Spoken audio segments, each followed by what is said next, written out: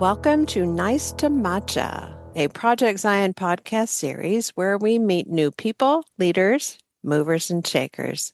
I'm your host, Robin Linkhart, and today I'm here with Adam Wade, who has been called to serve in Community of Christ Council of 12 Apostles. If that call is sustained in legislative session at the 2025 World Conference, Adam will be ordained during a worship service at that same conference. Adam, it's so great to have you with us today. G'day. Yeah, it's good to be here. Thanks, Robin. Now, I know that you've been a guest on Project Zion before, but today we're going to get to know you much better. So let's just start with the basics. Take a couple minutes to just introduce yourself to our listeners. So, actually, at the moment, I'm sitting here on the edge of Port Phillip Bay. I thought it would be a nice spot to do the podcast. So, that's the bay where I live in Melbourne, Australia. It's not a surf beach. I do love to surf, but it's just not too far from my house. So, yeah, that's where I'm currently residing. And my current role in the church is a president of 70, which is sometimes difficult to explain, but um, part of my role is helping with the Pacific Asia field and supporting the apostle for that field, which is the head administrator for that area of the world where we have churches. And so my assistance with her, as well as supporting the ministry of 70. And that's where we're looking at reaching outside the doors of the congregation building and seeing how we can help support the community, projects that we might be engaged in, and sharing the message of the community of Christ with the wider community. I've worked for the church now for over 20 years, which is fairly scary to think about. I started working for the church fairly young. I worked as a youth minister for approximately 9 years. I started in Sydney, Australia, and yeah, worked there. And after that, I was then invited to go and be pastor of the Seoul congregation in South Korea. And so me and my family moved there in 2009, and we served there for 4 years. And part of my responsibility was also the head administrator for the East Asia region. So Mission Center President is what we call it in Community of Christ. And I was responsible for the churches in Seoul, but then also the two congregations we have in Japan, a congregation in Taiwan, and we also have some members in China that spent time in other places and then traveled back to their home country of China, and we still have contact with some of those people there. All righty. Wow, that's a lot. So we're going to wind the clock back lots of years and invite you to tell us your growing up story about where you grew up, what life was like for you and your family and your community, some of your interests and hobbies. We've already heard you say something about surfing. And then as you talk about that, where was God and faith in the mix of all of it? Yeah, so I grew up in Community of Christ. My father was a member, and my mother was not. And when they were married, she joined the church, not because they got married, but because she wanted to be a part of the community. My dad's mother was a member of the church and married my grandfather, who was the same, was not a member of the church, but also felt that he wanted to join and be a part of the community.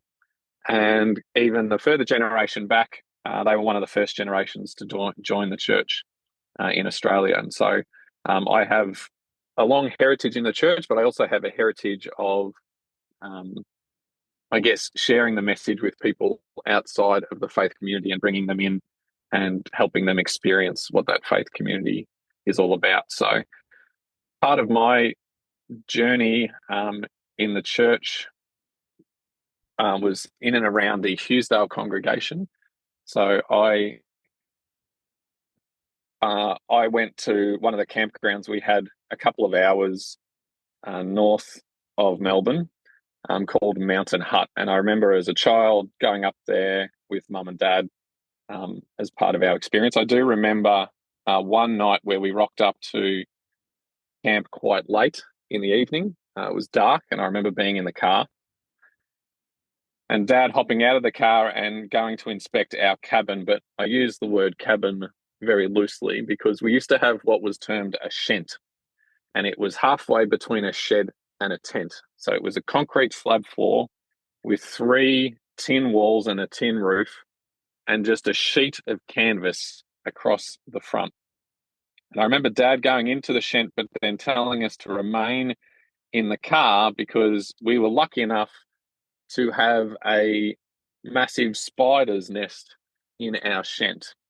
And in Australia, we have these spiders that are not very dangerous. They're a little bit like a tarantula. They're very big, but they're not dangerous, called a huntsman. But this huntsman was wide enough that it was hiding behind a fence post that is about probably 2 or 3 inches wide, and its legs were more than double the width either side of this post sticking out the side. And it had just had babies, so there was about 200 tiny huntsmen crawling around our shent. Now, most people would think at that point you'd either turn around and go back home or you'd try and find alternative accommodation, but no. Dad decided to use some pesticide and managed to, I think, fumigate our room over the course of about an hour. And I don't think I got a lot of sleep that night in the shent, thinking about the spiders crawling around the place. But as part of my journey, it was about 11 or 12 years old where the national parks in Victoria wanted to take that land back. And so we actually needed to go and find a new campground. And so part of my experience growing up was going with Dad on weekends to try and find a new place for our community to have retreats. And so I remember in the car on weekends going and looking at various different properties until we finally settled on a place called Killara. But I remember, I think a big part of my church experience growing up was traveling up to Killara with Dad as they'd set out a vision for what that place needed to look like. And so it was going up there for working bees. And I remember members of the community giving their time and their expertise to be able to travel up to that place and dedicate their giftedness to be able to building a place where people could go and experience God's Spirit. It was an old farm land, and I remember many a time clambering up through the bush and making forts with my friends while Dad and his mates worked on constructing first the conference centre and then accommodation, and slowly adding to that place over the years. And so I think that was really formative for me to see what it meant to be a part of the community and what it meant to serve. It's interesting, but recently, in the last year, in my current role in supporting the Australian Mission Centre, we've actually needed to sell that campground, which was quite, I would say it was an emotional time for me. But again, in talking with people like my dad and Dad's friends, there's a recognition that it was fit for a purpose and for a time, but now that mission needs to be transformed into another shape, another way of doing things. And so it was recognizing the significance of that place in people's lives, but also recognizing to continue to be good stewards and continue to look at the mission going forward. That was the decision that needed to be made. And so I think that's a big part of who I am is, are we effectively living Christ's mission, and are we being good stewards? And I think if we can answer both of those questions effectively, it goes a long way to living out the mission of Christ. I was baptized at 12, and I had quite a strong spiritual experience around my baptism, which at the time as a 12-year-old I didn't fully understand. But I remember coming up out of the water and then going off to the side of the chapel where we used to get changed after being baptized, and then they had a side entrance that you could come and go out of. And I walked out of that side entrance and I saw Mum, and I started to cry, which, if people knew me as a kid, that was not uncommon. I would get quite emotional very easily in my childhood over really silly things like spilling my drink on the table at dinner, or the fact that I'd got 8 beans and my brother and sister only got 5 beans, or that it was not uncommon for me to get teary. And at this point in my life, my parents were starting to say, I was 12 years old, you need to stop crying. Like, you can't just keep crying. And they would say the phrase, at the drop of a hat. You can't keep crying at the drop of a hat. So part of me was trying to control my emotion and to know when it was appropriate to be those things. And so I walked out and saw mum and started crying. And I remember saying to mum as she came up to me, she's like, Mum, I'm sorry. I don't know why I'm crying.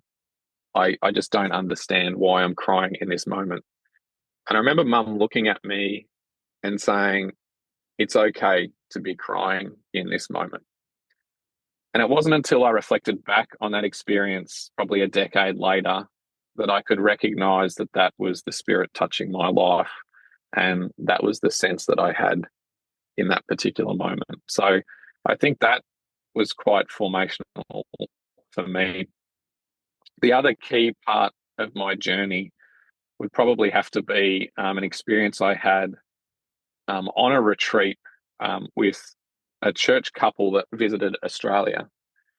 And the lady, they were from the States, and the lady had spent time with our congregation about a month before, and then we're on this retreat with a bunch of youth from all over the Pacific. And I remember she had me for a class one day, and after the class, I was walking back with her, and she turned to me and said, Adam, have you ever thought about working for the church? Because I think that you would be really good at it. And in that moment, I was 18 years old. I had enrolled in university to be a chemical engineer, and my life was cruising along. But as she shared those words, the only way I can describe it, it was like I had all of these thoughts and ideas floating in the outside of my brain suddenly come into a sharpened, pinpoint focus of confirmation of that's what I needed to do with my life. And so that was another pinnacle part of my calling. And for all of my roles in the church, I've always needed a specific calling to that role. That's not for everyone. And how I interpret my calling is different for each individual. But for me, it's really critical that that element of calling is a key part of any new responsibility that I take on the church. Can you tell us a little bit about your school experience and early grade school? I'm not sure what you call it in Australia, up through what we would say high school, and some of your interests and hobbies. Yeah, so I leapt straight into the church side of things, which obviously takes up a fair amount of my um, thinking space at times. But yeah, as a kid, I went to the school up the road. I literally had a block to go to school, but for whatever reason, my mum used to like to drive us to school. So I used to get driven a block to go to school, much to the horror of my friends and family at the time and even now. But um, I've sort of dabbled in a lot of things over the years. I played tennis as a kid. I also played Australian rules football. But in my high school years, I played a lot of what we call in Australia netball, which is its own sport. It's sort of a slight variation on basketball. It's played in the Commonwealth nations. I used to play mixed netball with my friends from high school and did that quite a lot. I also played basketball on my dad's basketball team with a bunch of his friends, both from church, outside of church. And over the years, eventually it ended up turning into a bunch of me and my friends and dad playing on the team, which was quite unique. I went to a pretty rough school. I went to a school that was known as a tech school, or um, a, a school where there was a lot of subjects around trades. And so I really valued that experience now looking back, because I did things like marine studies and woodworking and metalwork, but also subjects like aviation and electronics and those types of things, where I got a basic skill or understanding of those things that I've then used as part of hobbies that I've picked up on, or to do things around the house and things like that. So that's been really valuable as part of my education and growth. And now feel like those are things that I like to do, is to create things or to fix things as a result. Um, I, being a part of that school, though, I was quite academic and was probably in the top tier of the students in terms of maths, physics, and chemistry. And so, because of that, and because I liked being a good student, I was actually also isolating at times, because that was not seen as the majority. And oftentimes those kids can get picked on and teased, and that was definitely part of my experience. But I think when I was 14, 15, around that year 8, year 9 is what we call it in Australia, there was a time there where a bunch of who I thought were my friends turned around one day and told me that they didn't want to be friends with me anymore at high school. And so it meant that I then had to go and find other friends. And so I ended up with kind of the misfits of the school there for a little while. But it was around the same time that I went on the very first trip to the US to attend the church youth forum called the International Youth Forum over in Independence. And that experience, I think, aligned with what had happened at school. There was a moment where I walked out onto the World Plaza at that event over in the States, which is at the Temple complex. And I was by myself. And I remember walking around, looking at all of the faces in the crowd, looking for people that I knew.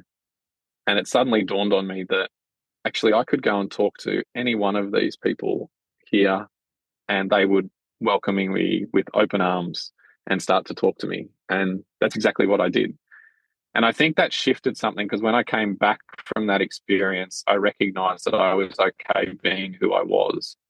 And so it's funny, but over the next couple of years, I ended up becoming good friends with that same group of people that told me they didn't want to be friends anymore. And in fact, I'm still friends with a number of them today, and I'd call them my best mates. So that was also part of shaping who I was, and being okay with who I was, even in the midst of an environment where there was probably a lot of people that thought I was a little bit odd or strange. So sport's been a big part of my life. I like playing sport. I like watching sport. I wouldn't say I'm brilliant at anything, but I like participating and having a go. Just after school is probably when I picked up surfing and developed my deep appreciation for the ocean and love being in the ocean. And so that's been a big part of who I am. Whenever I get the chance, I like to go out and just be in the ocean. I find it relaxing, calming. It reconnects me, it grounds me, and it's significant and important. That's awesome. I really connect to that. I've never been a surfer to speak of, but we spent 2.5 years of my life in the Caribbean, in Dominican Republic, and I've always loved water, but during that time we had access to the ocean all year round, and it just became a source of, I don't even know have the words to describe the sense, but just this ethereal connection and um, filling in a missing piece of some type when I'm in and by the ocean. Now I live in the middle of the state, so and have for a long time. So there's not much of the ocean in my life. Alrighty, so you're finishing high school. What do you call high school in Melbourne? High school, although it's a little bit different. In high school, we go from year 7 to year 12. Okay. We don't have middle school. Uh-huh. So you're graduating from high school, ready to go off to college and begin your life as an adult with everything that comes after that. So tell us that story. Yeah, so I think it was right before I went to uni that I had the experience I shared with the lady that told me about working for the church. And it was interesting. At that point, like I said, I'd been enrolled in chemical engineering. And after I had that, she said it would be good and to go and talk to the apostle, just go and have a conversation with him. And so he was the kind of guy that everyone liked to talk to. So I was really nervous about finding an opportunity in private where I could have the conversation. And there was one night where we were sitting down on the floor for a worship service, and he was sitting about 2 or 3 people away. And I remember thinking the whole time in the service, I wasn't paying that much attention, but I was thinking, right, if this could be the moment, this is the moment where I need to go and be brave and go and talk to him. And so at the end of the service, it was interesting. As the service finished, everyone stood up except him. He stayed seated on the ground. And so I stayed seated as well. So I shuffled over to him and told him my experience with the lady and said, this has really resonated with me. I think I can foresee a full-time future for me in the church. And his response was, Adam, if there was anyone in this room who I thought would come and say that to me, it would be you. And so that confirmation was really significant. He then said that he was changing roles and that we were going to get a new apostle coming in. And so it would be good to go and talk to that new apostle. And so the next day I had to put on my brave pants again and go and find the new apostle, who happened to be Ken McLaughlin. And he was sitting at the table with someone at lunch. And so I grabbed my lunch and I sat down opposite and I shared the story with him, the experience I had with the lady, then talking with the apostle, who was Everett Graffio at the time. And he said, I think that is wonderful, and I'm glad you've told me. He said, though, and this was really a significant moment for me, he said, lots of people start working for the church thinking it's going to be amazing, and it's not what they are expecting. You need a degree to work for the church. So what I would suggest to you is go and get your degree, get yourself settled, get a house, get a wife, get a life, is literally the words that came out of his mouth. And I'll admit at the time, it definitely hit me pretty hard. But I've always appreciated that advice. And I think it was really sound counsel for him to be able to say that. And so what I did was I did go and finish my engineering degree, and I worked for 2 years as an experimental scientist. That was my official title, which is fun to say. I was an experimental scientist and I worked for a government organisation. And although it sounds fancy, my job was to look at new wastewater treatment. So it was very smelly and it was very dirty. But after doing that and getting myself set up, I was actually approached by the Mission Centre president at the time for a youth minister role in Sydney. And at that time in my life, what was being asked of me and the timing and everything that was going on, it just didn't sit right. It didn't feel right. And I would say now that I didn't have that sense of call at that particular time. And so even though this was what I wanted to do, this is where I felt my life was going to head, I actually said no to applying for that youth minister job initially. Another 9 months went past, and then the Mission Centre president had changed, and he came and he actually approached me again and said, Adam, we haven't filled this position. I'd really like it if you would reconsider and take on this role of youth minister. And at that point, things had changed. And a number of things in my life were now aligned.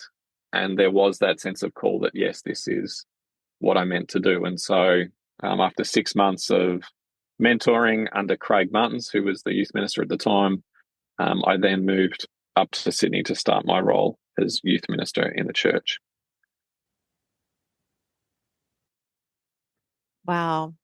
So, I haven't asked you this yet as you finished up high school and went off to college. Tell us about your pathway with ordained ministry and how that evolved in the offices that you served in along the way. Yeah, so I think as a young person, um, there was a time when I'd started uni, and usually when people are at uni here, they also pick up a part-time job. So my part-time job was fantastic. I loved my part-time job when I was at uni. I used to run kids' parties at an indoor sports centre. So the indoor sports centre had 3 sand volleyball courts side by side. So when kids turned up, it was like a giant sand pit. And I would spend the first hour and I would just run kids camp games. So we would do a treasure hunt, we'd do running races, we'd do relays, and I would just try and exhaust these kids. And they'd come off sweaty, but with huge grins on their face. We'd then go into the party room and we'd feed them all kinds of snacks. We'd have the birthday cake and sing happy birthday. Inevitably, the parents would typically offer me a piece of cake and I'd politely decline the first time. But when they offer again, it was wonderful to be able to have birthday cake as your lunch. And then we'd present the birthday kid with a trophy that said happy birthday. And inevitably, there was always 2 or 3 kids to be like, you get a trophy? I want to have my birthday here. And then we'd go out into the indoor nets and we'd play cricket or soccer or basketball or Australian rules football. And so it was fantastic. I used to love it. The parents would always be ecstatic because they got to take home exhausted kids that they knew were going to sleep that night. And it was just a really fun job. So typically what I would do is I would tell my boss that I was not available to work before 1 o'clock on Sunday because I needed to go to church. And so that's how I would work. I'd work 4 parties, 2 hours long each. So I'd work 4 parties on the Saturday and then typically 3 parties on the Sunday. That was my job. Over the course of a few months, we started getting quite popular, and some of the parents actually started requesting that I would do their son's party because that's who their son knew from being in one of their friends' parties. And a couple of times they fell in that Sunday morning slot. Now, because I'd been asked personally, I felt, well, look, if they've asked me, I'm happy to do that one Sunday. And so that one Sunday a month turned into a couple of Sundays a month, turned into probably 3 Sundays a month. And there was probably a period of about 6 months where I didn't go to church on a Sunday.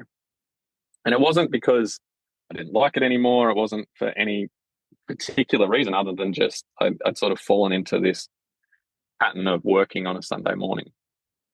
Until one Sunday, for whatever reason, there just wasn't any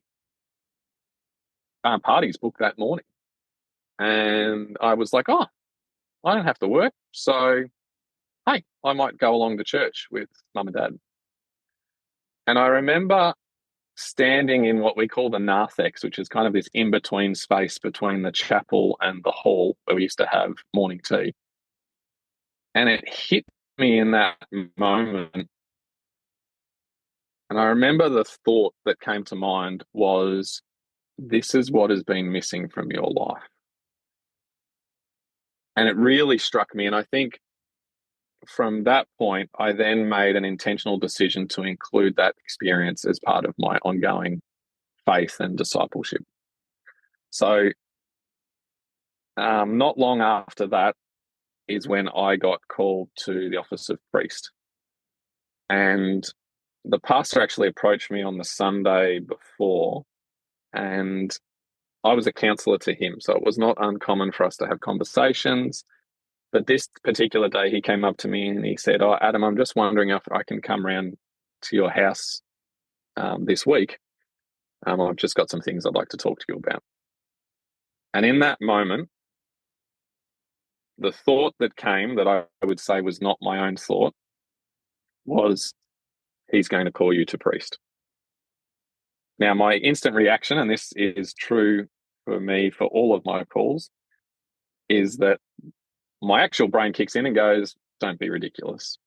He just wants to come around and talk to you about the congregation. He wants to talk to you about helping with this program or helping with planning a worship service.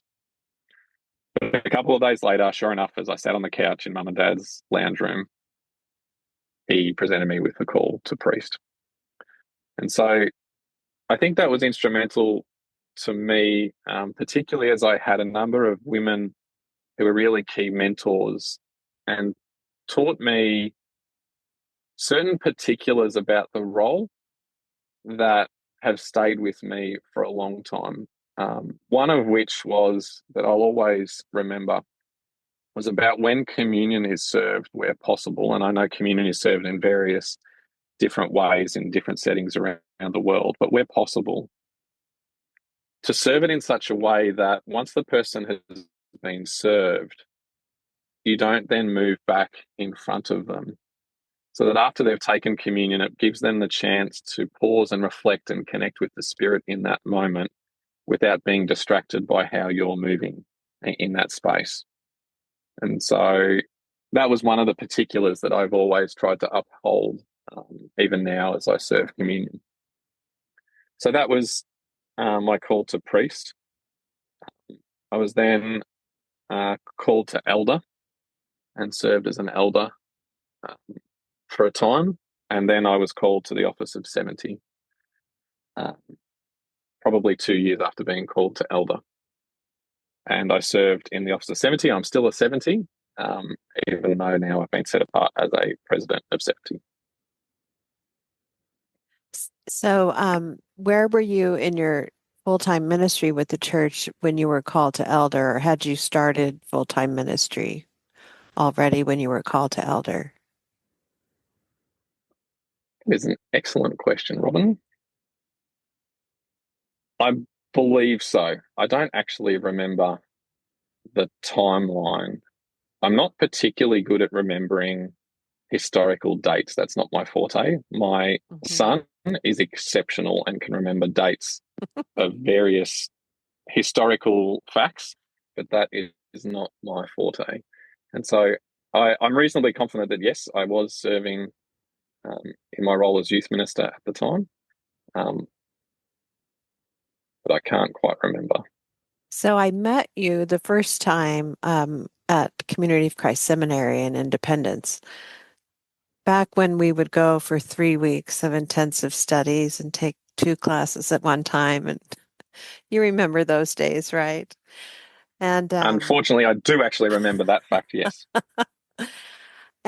it was sometime during that time that you told me you had just been called to 70. What role were you serving in when you were called to the office of 70? Do you remember? Yeah, so I was serving as a youth minister at the time when I got called to 70 as well. I do remember that because I was ordained in Australia.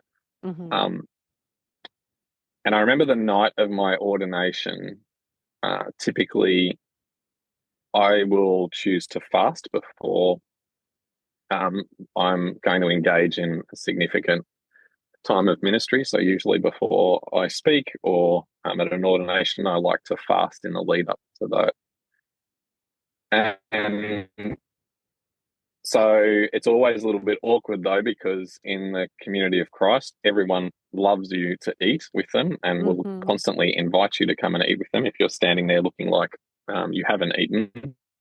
So this particular night, we were at a conference and we're at a retreat grounds in Sydney. And so instead of standing around awkwardly, I decided I'd go for a walk. And I walked down the hill to a pond and I was just reflecting on my call and um, that experience that night. And um, I then thought back to the experience that I had where I did feel called. It was a night also at another retreat. We typically have our reunion, so we have a big church gathering from the Christmas to the New Year period because it's summer over here during that time. It's a time when lots of people have leave from their jobs, so we would typically have an event during that time. We had a youth service that night, so I was responsible for speaking at that youth service. And I remember I'd just spoken and was standing off to the side as then the final activity we were doing before the close of the worship was occurring. And we had a big cross that was hanging at the front of the room, a big wooden cross. And the person up the front said, what we're going to do now is we're going to hand out these little squares of paper. And what I'd like you to do is on that square of paper, I'd like you to write down what you feel called to in this moment. What is God calling you to in this moment? And the number 7 and the number 0 came to mind. And I went, no way. I am not a 70. 70s are crazy. 70s need to be going out and doing all these things, and I am not 70. At that moment, one of the youth who I was baptizing in a few days' time came up to me and said, oh, Adam, you don't have a piece of paper and a pen. Here, take this piece of paper and pen. Mm. And she walked away from the doors behind me. In came the 3 youth that were helping their mum, who was the cook that we employed for the camp, that I'd invited along to the evening youth activities that we would have at the end of every day. And they asked me, what's going on here? What are you guys doing? And so I gave them a brief explanation and said, you guys are welcome to hang out until the youth activities start. And they said, yeah, sure, we'll go and hang out at the back of the room. And as they walked away, a man came up to me who I'd been visiting with and sharing with through netball, that had chosen to bring his family along to camp. And he was a huge guy. He was called Stretch because he was almost 7 foot tall. Mm. And he jabbed me in the ribs and said, hey, did you see where I put mine? And it was right up the very top of the cross. He's like, I bet you can't get yours that high. And so after those 3 experiences, I looked at the piece of paper in front of me and realized that I needed to put the number 7 and the number 0 on that piece of paper. And so I wrote that, I folded a bit of paper and I stuck it to the cross. Mm. That's awesome. And so as I was reflecting on that experience that night before my ordination, I remember, so I was walking by the edge of the lake, it was starting to get really dark. And all of a sudden, this bird started just calling out from across the pond. And it was probably every 3 or 4 seconds it was calling out. And then all of a sudden, from the other side of the pond, I heard the reply come. And so they would alternate quacking from either side of the pond until eventually they were able to find one another in the dark. And so I think that experience for me just highlighted the fact that that's what I was called to do as a 70, is to be able to be a person whose voice calls out, to guide people, to provide them with a direction, to be able to share with them so that they can find their way in the dark. I love that image. And I believe you were serving in Seoul when you received the call to serve in the Council of Presidents of 70. Is that correct? Yes, I was. Yeah. All right. So that brings you up to where you are currently in your full-time ministry. And we're going to take a little side road here and talk about something else before we get into your experience receiving your call to the office of apostle. It may seem odd for some people, but often as full-time ministers, we can become so consumed by the doing of ministry and the activities of church life that we find ourselves neglecting the being and the continuing need of our own souls. Adam, how do you nurture your relationship with God? Yeah, for me, as I mentioned before, the ocean is really important. And I think there's an element where I recognize the parallels between the ocean and God's spirit in terms of the vastness, the depth, the way it shapes and moves. There's a lot of elements that I really connect with in terms of the ocean and God's spirit. And I find that it's actually something I need in my life to help me be grounded. And it's a place where I do connect with God, is just being in the ocean and in the water with my feet in the sand and the water surrounding me. So whether it is on my surfboard or recently in the last decade, I've started to do a lot more scuba diving in some of the places. There's just an element of being in that environment that helps me connect to the spirit and helps open up a conversation with God. I think it's been really important for me in the last, probably at least the last decade, but probably more. I had a class on prayer where they talked about how to pray, but a critical part in that class was making sure that there's time for God to respond. So to not just be talking the entire time, but to actually leave space, like a conversation, for God to respond, and how that is for different people will look, sound, feel different.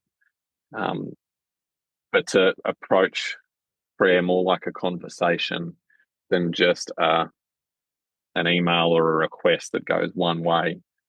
And so I think that's been an important part of my ongoing discipleship, is to open myself up to those nudgings or those thoughts, but to actually create the space for those to occur. Because I think we can get so consumed with the thinking and the doing that we don't actually then allow the space for God to respond.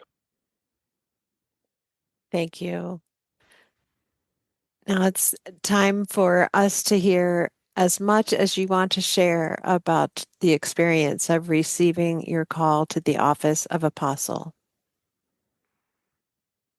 It's terrifying, if I'm honest. I've said that to a number of people now.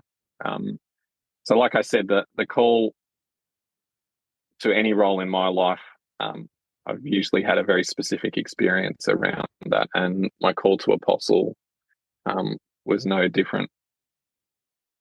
I was called into the president's office and for a meeting. And again, similar to my call to priest, I had that thought of, she's going to call you to apostle. Of course, I denied it and was terrified at the thought and pushed it to the back of my mind until I sat there and she presented the call. As I left the temple that night, I noticed that the sky was lit up as the sun was setting. It was this bright orange sky. And being as someone close to the ocean, the saying that goes in my head at least is, red sky at night, sailors delight. And I remember half chuckling to myself as if, yeah, delight, sure. I'm actually terrified. And so that night I went to my host's home and had a fairly early night, because when I'm staying and traveling at their place, I do like to get up and go to the gym in the early morning. And so the next morning I woke up at 5 a.m., went to the class, and I was actually driving home from the gym that morning that I was driving back along the road and saw the sunrise. And it's not something that I think I've ever seen before, but the sky again was a bright pink, orange, red color, which the saying also goes, red sky in the morning, sailors take warning. And again, I remember thinking to myself, well, that's much more like it. I think a warning is in order. And the phrase that came back to me is the phrase that we find in scripture, that Jesus says to Peter on the boat, why are you so afraid? And it kind of hit me in the moment to reaffirm that call. And although I'd still say I am afraid, because I think there is a lot of responsibility, and where we need to be moving as an organization into the future is going to be new and different and probably difficult. But I think there was that reassurance of why would I be afraid when God is there with me, guiding me through? So that, I think, was a reaffirming of my call to serve as an apostle. Um, there is elements where I'm still terrified, like when I sit in a room and recognize the leaders in that room are responsible for leading the church, and not that I think that they're not capable, but it's more a recognition that I'm now an important part of that. But I think there's an element where it gives me a sense of responsibility and seriousness to the role that I want to make sure that I honor and carry forward as part of the call. So I know we're still early in this new chapter as it unfolds, but as you live into this in your ongoing adventure with God, how have things changed for you? I think it's it's been interesting to reflect recently on what I've seen develop over the church in the years. And I spoke about, Dad and his friends that helped build the conference center and that played basketball. I recognize that it's still just been part of my church life where we've gone from this space of everything used to occur at church. So my grandmother was part of the church tennis team, and my dad, most of his friends now are all associated with the church. And so the church was a place where you would do your study, where you could volunteer, where you could play sport, where you could worship, that everything was revolving around that space. And it was interesting, it kind of hit me when I lived in South Korea. I noticed that South Koreans have done this really interesting thing because they live in such small apartments because property is so expensive over there. A lot of them have what I would call outsourced their living room. So in places like Australia or where I've been in the US, typically people would have, their own television, their entertainment system. If they've got kids, they've probably got some sort of um, console where they can play games, and a lot of the things are built up in their lounge room. But in Seoul, it's quite the opposite. Because they've got such small rooms, you go out to a DVD room if you want to go and watch a movie.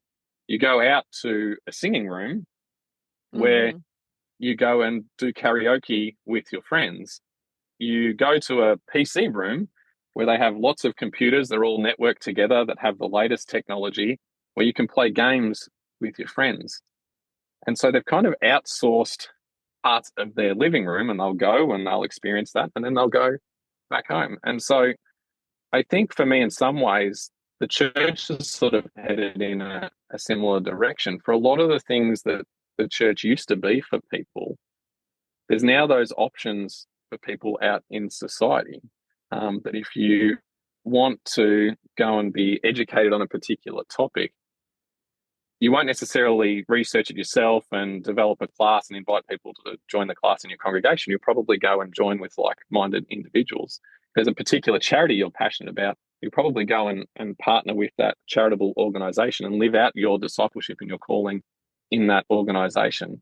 And that's not to say that there aren't some things where people in congregations still rally around and create their own outreach program at all, but it does seem like there is a lot more options in our society for people to tap into and live out their discipleship. And so what that means is then for me, it makes me reflect on what is the role of the church community in whatever form it takes in the 21st century. And I think for me, it needs to be a place where people can come and explore and develop their faith in a safe space. So to be able to create an environment, a community that is safe for them to be able to share their thoughts and their feelings and their experiences, what they've been reading or what they've been seeing online, to be able to explore that with other disciples, to be on that journey together and to do it in a way where their worth is upheld, where they're open to where the Spirit is leading them as well. But to be in that shared safe space, I think, is really important. And that for the focus to be for the church in terms of how we would interpret the scripture, how we would understand God's call and God's spirit moving in the world, how we would understand the stewardship over the planet's resources, our own resources, and how we use our time. All of those things, I think, that are unique to our community can create that space for disciples to explore. And I wonder if that's the direction where we're needing to head as we explore who we are going to be into the future. That is definitely an ongoing adventure with God for sure. This next question connects a little bit to what you've already shared. What are your hopes for a community of Christ into the future? Um, you've given us a lens through which to see how you're seeing God moving in the world today. How does that connect with our movement, a peace movement, and the heart of God's vision for all creation for you? The best way to probably answer that was I was visiting a family that were exploring beginning a small group up in Canada, and we were sharing with them at a coffee shop. And I was sitting across the table from the father. And it's interesting, but as I was sitting there, we were having a discussion, and he turned to me and he said, "Do you know what distinguishes us from every other Christian based organization in the world?" And I was smart enough to keep my mouth shut and not respond, but wait. And he came back with continuing revelation. That really stuck with me. And I think for me, what I would say is an important part of our faith is being open and listening to where God is calling us into the future. It can be difficult at times, and I know that we've had many occasions where we've wrestled with where we think God is taking us, and to be able to do that in sacred community where everyone's worth is upheld and we continue to support the blessings of community. But I think that for me is the most significant thing as we move into the future, is making sure we are open to where God is calling us, no matter how challenging that might be.